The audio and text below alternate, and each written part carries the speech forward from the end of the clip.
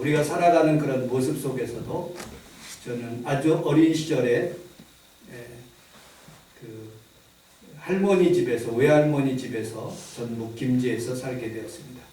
초등학교는 상도동에 있는 강남 초등학교, 국민학교를 다녔고, 그 다음에 3, 4학년 때는 방배동에 있는 그 김포공항에 있는 송정국민학교를 다니게 되었습니다. 그리고 이제 대전에 내려가서 대전의 중고등학교, 대학교까지 마치고 필리핀에 가게 되었고, 인천에서 10년 동안, 그리고 서울에서 20년 동안 이렇게 산 흔적들이 이렇게 다 모여서 제가 되는 그런 모습을 보게 됩니다. 여러분, 우리 하나님은 그렇게 단편적인 그런 하나님이 아니고, 인간들은 그렇게 단편적으로 살아가고 한 시대를 살아가지만, 하나님은 전 우주를 감독하시고 그리고 온 우주를 여러분들의 삶까지도 다 보호하고 계시는 그런 하나님인 줄 믿습니다. 현재 하나님은 현재의 하나님입니다. 과거의 하나님이 아니라 미래의 하나님이 아니라 언제나 하나님은 현재의 하나님입니다. 79억의 인구들이 수많은 하나님 앞에 간구하는 것들을 하나님은 한 사람 한 사람 듣고 계시는 모습을 볼 수가 있습니다. 동시에 다 어떻게 들을 수 있는가? 한국 사람들, 그리고 미국 사람들, 그리고 또 중동에 있는 사람들을 어떻게 다 듣고 계시는가? 지하철에서 기도를 하는 사람들, 비행기 위에서 기도하는 사람들, 그걸 어떻게 다 들을 수 있는가?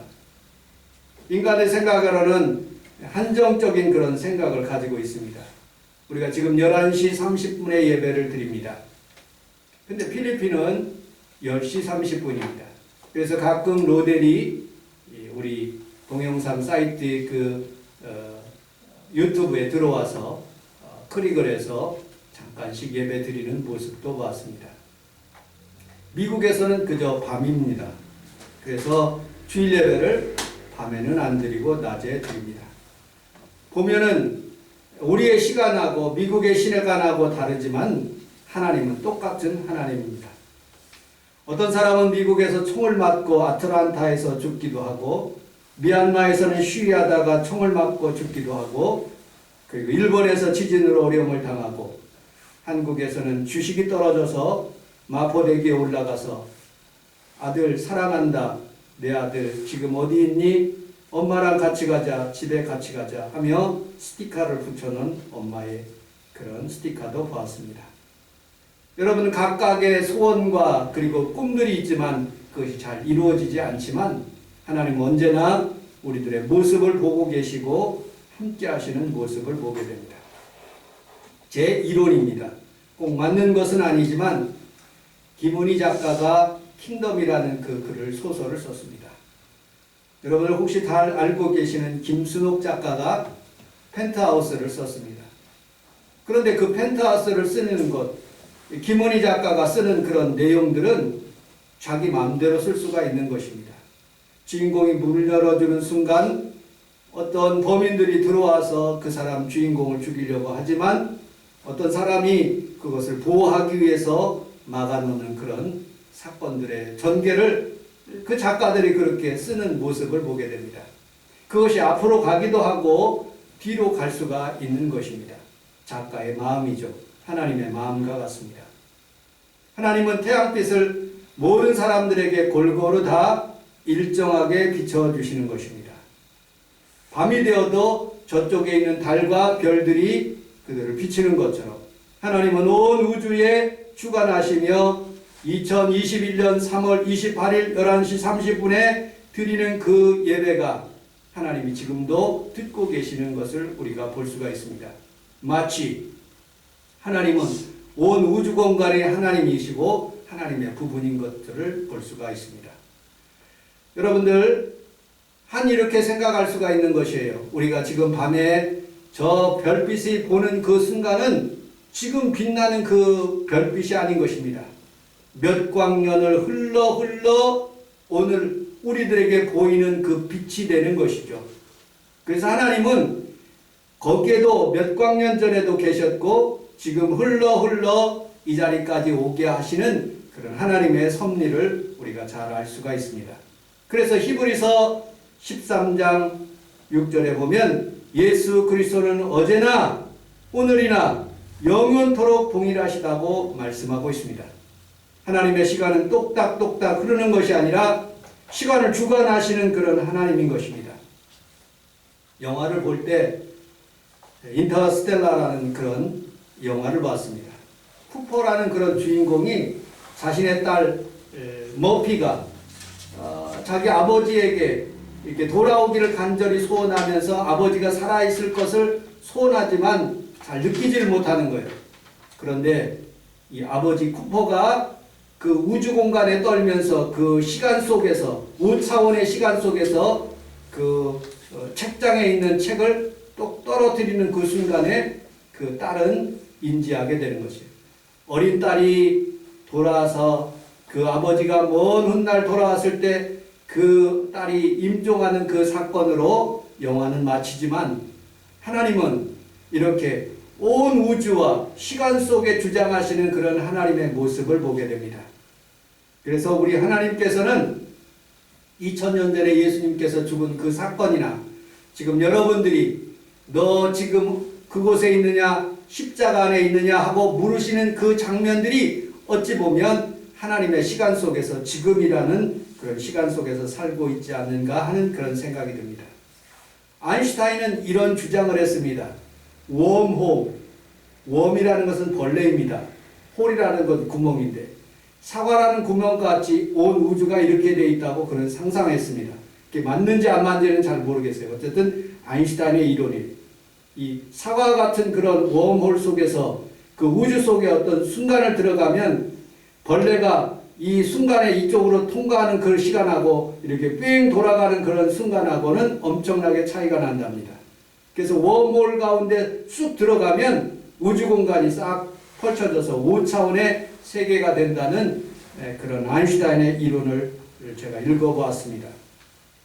4000년을 주장하시고 2000년을 주장하시며 지금 이 시간에 우리 가운데 하나님의 구원의 사역을 베풀어 계시는 여러분들의 시간 속에 있는 하나님이 여러분들 삶 속에서 오늘 구원의 계획을 가지고 하나님의 말씀을 증거하실 때 여러분들에게 큰 은혜와 은총이 있기를 주님의 이름으로 축복합니다. 아멘. 자, 오늘 본문에 있는 말씀을 좀 더 깊이 하나님의 시간 속으로 들어가기 위해서 레위기서 1장 1절을 함께 여러분들 주보 내용에 있는 말씀을 같이 한번 읽어보도록 하겠습니다. 레위기서 1장 1절로 2절 같이 한 목소리로 읽도록 하겠습니다. 시작. 여호와께서 레몬에서 모세를 부르시고 그에게 말씀하시되 이스라엘 자손에게 말하여라 너희들이 누구든지 여호와께 예물을 드리려 하면 각각 중에서 소나 양으로 예물을 드리리라. 예수님의 십자가의 장면을 돌아가시는 그 장면을 상상하기 위해서 먼저 이스라엘 백성들에게 제사 드리는 오늘 예배 드리는 그런 스타일의 하나님의 말씀을 여기서 말씀하고 있습니다.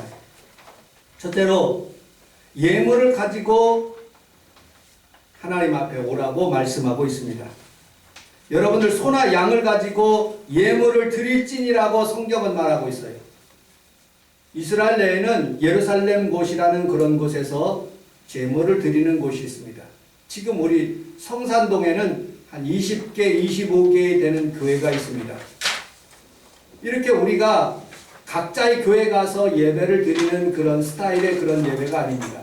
레위기 시대는, 구약의 시대는 모든 사람들이 부엘세발부터 단까지 예수님이 살고 있는 나사렛에서 있는 때 3일길을 걸어서 그 양을 데리고 소를 데리고 제사 드리러 오는 것입니다. 왜? 자기가 지은 죄를 회개하고 그리고 하나님 앞에 깨끗함을 받아서 거룩하게 살 수 있도록 그렇게 양을 드리는 거예요. 예배 시간마다. 그런데 그것이 오다가 그 양이 상처를 하거나 그리고 흠이 있으면 다시 또 집으로 가서 그 양을 하나를 끌고 다시 와야 되는 것이에요. 여러분 얼마나 번거롭고 힘든 줄 여러분 상상 한번 해보시길 바랍니다. 그런데 여러분들 그 양을 가지고 왔을 때 여러분들 그것을 오늘 성경에서는 이렇게 말씀하고 있습니다.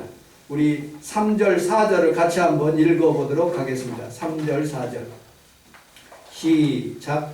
그의 그리스도의 문제는 포함을 씻고 물방울에서 여호와께만 기쁘게 하시도다. 그는 번제를 번제하는 자에게 그리하여 기쁘게 받으시며 그리하여 속죄가 될 것이라. 양을 데리고 오면 그 양이 여기 있다고 상상해 보십시다.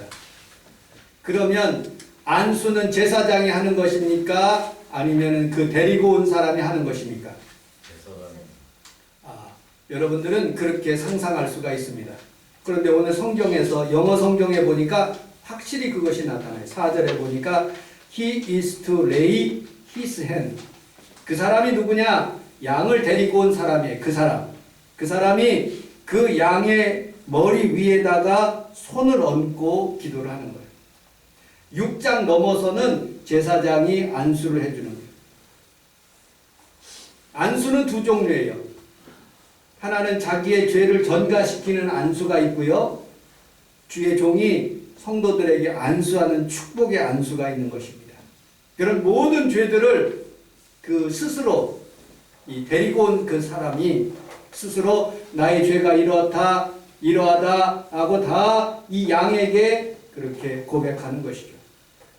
마치 이사야서 53장 6절에 우리는 다 양 같아서 그릇 행하여 각기 제 길로 갔거늘 여호와께서 우리의 모든 죄악을 그에게 예수님에게 담당시키셨도다 하는 말씀과 같은 것입니다. 모든 죄들이 다 짐승에게 안수되는 거예요. 그리고 난 뒤에 여러분들 5절을 같이 한번 읽어보도록 하겠습니다. 5절 시작. 그는 여호와 앞에서 사자를 잡을 것이요 아론의 손은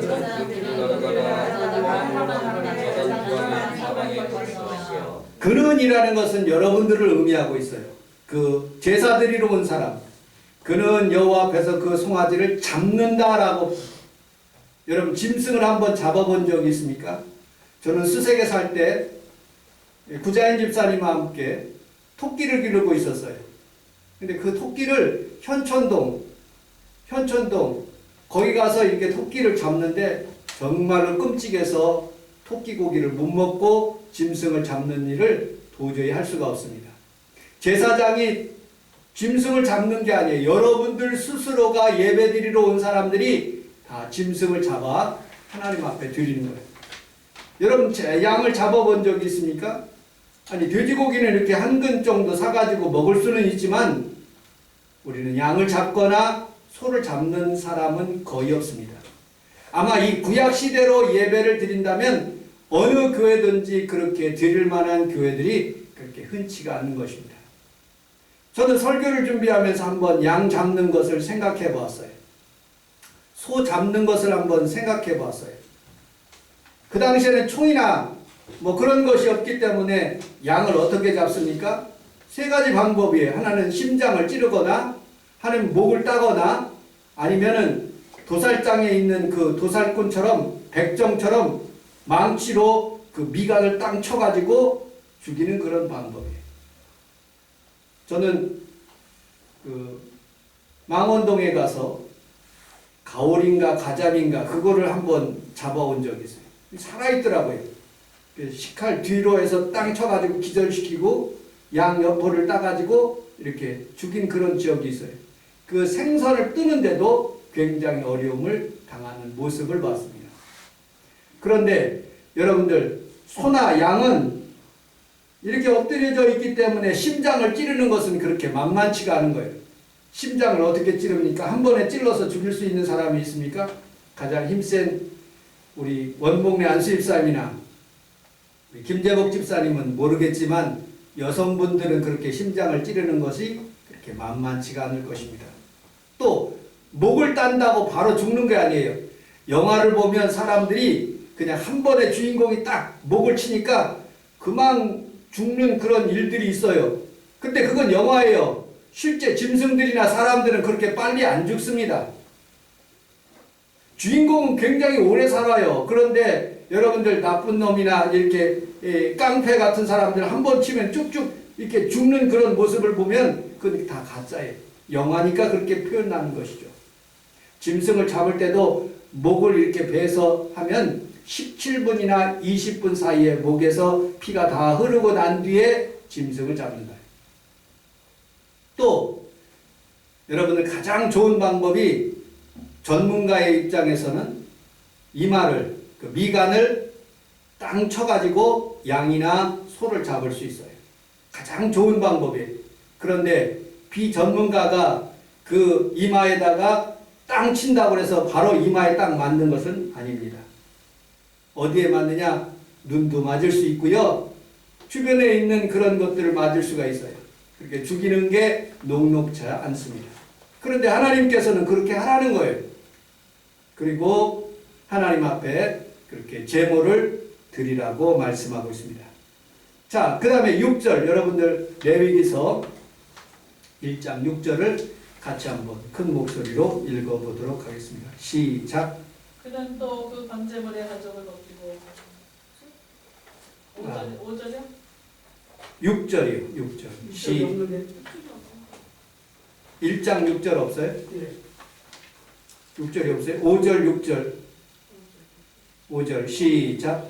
그는 여호와께서 그 말씀을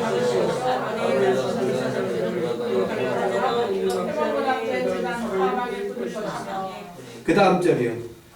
그는 또 번제물의 가죽을 벗기고 각을 뜰 것이요. 예, 가죽을 벗기고 각을 뜨라는 거예요. 여러분들 짐승 가죽 벗긴 적 있습니까? 짐승 가죽 벗기는 것은 굉장히 어려워요. 생선 그 가죽도 벗기는데 휘를 떠가지고 벗기는데도 어려운데 양이나 소를 그 가죽을 벗긴다는 것은 여성분들에게는 아니 남성 저에게도 굉장히 어려운 문제. 그런데 제사 드리는 그런 사람이 그렇게 하라는 거예요.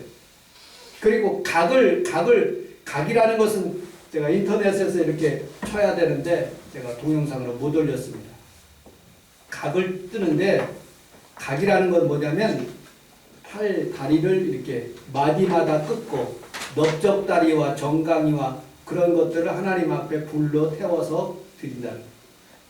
각을 뜰 때 여러분들 주로 도끼 같은 걸 사용하는데 그게 각을 떠가지고 탁 치면 그 거기 살점이 그렇게 탁 튀어나가고 그 유골들이 그 골수들이 탁 분질러져 가지고 피가 낭자한 그런 예배가 될 것이에요. 제사가 될 것이에요. 예배 제사 그러면 참 낭만적이고 하나님이 참 받아주시는 그런 예배인데 실질적으로 예배를 드릴 때는요 굉장히 상상하기가 끔찍한 그런 예배예요. 그런데 성경은 더 이렇게 말씀하고 있습니다. 우리 9절을 같이 한번 읽어보도록 하겠습니다. 9절 시작. 그 제사장은 장가리를 씻을 것이요 제사장은 제사물을 제단위에서 불사라 번제를 드리니 이는 화제라 여호와께 향기로운 냄새니라. 17절도요 같이 한번 읽어보겠습니다. 17절 시작. 또 그날 그 자리에서 성령을 지배하사 제사장이 제단위에 드리니 나무에서 나사라 번제를 여호와께서는 향기로운 제물이라고 말씀하고 냄새가 향기롭대. 우리 생각으로는 하나님이 조금 이성적으로 맞지 않는 그런 하나님인 것 같습니다. 그 냄새가 그렇게 향기로운가? 아니 그렇게 잔인하게 심장을 찌르거나 목을 따거나 미간을 쳐가지고 짐승을 죽고 그리고 피가 다 흘려서 그리고 그것을 가죽을 다 벗겨가지고 각을 다 쳐가지고 그것을 하나님 앞에 드리니까 그것이 하나님 감사합니다라고 받으실 때 하나님이 향기로운 그런 제물이라는 거예요. 무슨 향기입니까? 역겹죠. 피비린내 나죠. 너무너무 힘든 거예요. 그런데 하나님은 왜 향기롭다고 표현했을까? 그것은 모든 죄들이 다 그 짐승에게 다 전가된 거예요. 모든 여러분들의 행한 모든 죄들이 그동안에 지은 죄들이 다 그 짐승에게 다 전가되어서 그 짐승이 죽고 그리고 또 그 불로서 하나님 앞에 올라갈 때 그 짐승 속에 있는 죄들이 여러분들의 죄들이 다 죽음으로써 하나님이 바라보실 때 여러분들이 깨끗함을 받았다 해서 향기로운 제물이 냄새가 좋다는 거예요. 여러분 오늘 예배 드릴 때 여러분들이 예배 드리는 이 시간이 하나님 앞에 향기로운 예배가 되시기를 주님의 이름으로 축복합니다. 내가 죄가 죽고 내 마음의 모든 악한 마음, 시기하는 마음, 분노하는 마음, 시기하는 마음, 모든 죄들이 다 죽는 그 순간이 바로 향기로운 예배인 거예요. 여러분들 오늘 하나님 앞에서 우리는 다 양과 다섯 그릇 행하여 각기 제 길로 갔거늘 여호와께서는 우리의 모든 죄를 예수님에게 담당시키셔서 예수님께서 죽으심으로 여러분들이 담대하게 이 성전에 들어올 수 있도록 성경은 말하고 있어요. 제사 제도를 하는 방법이 있어요. 4가지 방법이 있는데 첫째로는 거제. 레위기서 9장 21절에 여러분 집에 가서 한번 찾아보세요. 거제라는 것은 하나님 앞에 올려드리다 들것자 거중기 이렇게 들려서 이렇게 올라가는 거예요. 우리나라의 옛날에 조상들에게 제사 지낼 때 제사하는 그런 사람들이 이렇게 들려서 이렇게 그 조상에게 드리는 것처럼 하나님 앞에도 제사 드릴 때 거제로 드립니다. 두 번째 방법 요제가 있습니다. 레위기서 7장 30절 흔들어 가지고 여러분들 지방 흔들듯이 불태운 것 흔들듯이 그렇게 흔들어서 하나님 앞에 올려드려요. 세 번째 전제 포도주 기름 피를 부어서 드리는 거예요. 그것을 전제라는 거예요. 우리나라에 제사 드릴 때 보니까 술을 딸고 저는 한 번도 4대째 예수님을 믿어서 그런 제사 우상에게 드리는 제사는 안 지내봤지만 텔레비전으로 가끔 본 적은 있습니다. 볼 때 술을 따르는 정종을 따르는 그런 모습을 봤습니다. 그 다음에 화재 불로 태워서 하나님 앞에 드리는 여러분 종이 같은 걸 태워가지고 우리 조상들이 그렇게 드리는 그런 모습을 보게 됩니다. 제사 드리는 방법. 그런데 우리 주님께서 오늘 여러분들과 같이 히브리서 주보 뒷면에 있는 히브리서 10장 19절로 20절에 있는 말씀을 같이 한번 읽어보도록 하겠습니다. 히브리서 10장 19절로 20절 시작. 그러므로 현재로다 우리가 예수의 피를 힘입어 성소에 들어갈 담력으로 나가나니 그 일을 우리를 위하여 사랑으로 열어오시고 새로운 사랑이고 신령의 제대로. 아멘. 여러분들 구약 시대의 방법으로 왜 제가 이렇게 오랫동안 여러분들에게 설명을 드렸습니까? 짐승을 가지고 오는 사람들이 너무너무 어려운 거예요. 흠 없는 것도 가지고 와야 되고 그 먼 길에서 3일씩 와서 이렇게 예배를 드려야 되는데 그렇게 드리는 사람이 없어요. 그리고 그것을 잡는 방법에서 굉장히 심장도 찔러야 되고 목도 따야 되고 미간으로 망치를 두들겨서 그 짐승을 죽이고 난 뒤에 그 각을 다 떠가지고 그 껍질을 벗겨가지고 하나님 앞에 예배를 드리는데 그렇게 번거로운 그런 참혹한 예배를 여러분들 우리 주님께서 단번에 짐승의 피로 아니하시고 예수 그리스도의 흐르는 보혈의 피로 완전히 그 휘장부터 모든 성소에 들어갈 담력을 얻게 하셨다고 말씀하고 있습니다. 1년에 사순절 기간, 고난주간, 부활주일 지키는 것도 힘드는데 여러분들 매 주일마다 그렇게 예배 드리라고 그러면 어느 누가 드릴 수가 있겠습니까? 예수님께서는 오늘 고난주간을 지내시면서 그리고 십자가에 달려 높이 돌아가시면서 다 이루었다고 말씀하고 있어요. 여러분들의 죄를 다 이루실 뿐만 아니라 여러분들의 모든 기도하는 제목까지도 다 이룬 것을 여러분들 믿으시기를 주님의 이름으로 축복합니다. 아멘. 골로새서 3장 10절에 보니까 새 사람을 입으라 라고 말씀합니다. 로마서 1장 16절에는 내가 복음을 부끄러워하지 않으니 유대인에게나 헬라인에게나 하나님의 의가 나타났다는 거예요. 우리 대한민국 사람에게도 그런 놀라운 하나님의 의가 지금 이 시간에 임하여서 하나님 앞에 예배 드리고 있는 줄로 믿습니다. 여러분들, 주님이 우리를 위해서 고난당한 것을 깊이 생각하며 한 주간 주님이 아니었으면, 십자가의 사건이 아니었으면 우리가 짐승을 가지고 예배를 드려야 되는데 하나님의 영원한 시간 속에서 우리가 살아갈 수가 없는데, 여러분들 우리 주님 앞에서 오늘 예배를 드림으로 주님의 고난을 깊이 생각하고 십자가를 생각하며 하나님 감사합니다. 우리 예배를 받아주시고 은혜를 더하여 주시고 하나님 치료하여 주옵소서라고 여러분들 기도할 수 있는 귀한 성도들이 다 되시기를 주님의 이름으로 축복합니다. 아멘. 기도하겠습니다. 하나님 아버지 고맙습니다.